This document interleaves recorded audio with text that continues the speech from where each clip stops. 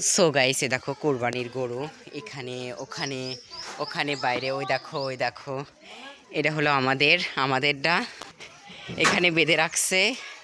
সকালে দেখো এপারে আরেকটা আছে। সো গাইস এখন বাজে হলো সকাল 10টা আর রেডি হয়ে এখন যাচ্ছিলাম বাজার করতে।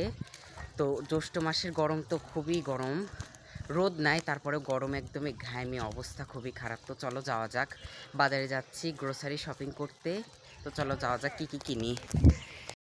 সো গাইস সাইজনি সিজন শেষ, তারপরেও দেখো এই গাছে কত ধরছে সাইজনি, প্রচুর। ছোট ছোট খাওয়া যাবে, খাবার উপযোগী হয়ে গেছে। আর গাইস বাজার আমাদের বাসা থেকে বেশি দূরে না, মাত্র 10 মিনিটসের দূরত্বে, তো এই জন্য পায়ে হেঁটেই যাচ্ছি।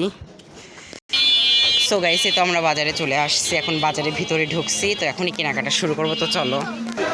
সো গাইস তো ভাইয়ার দোকানে বসলাম, এই দেখো মাছ, ইয়া মাছ আছে।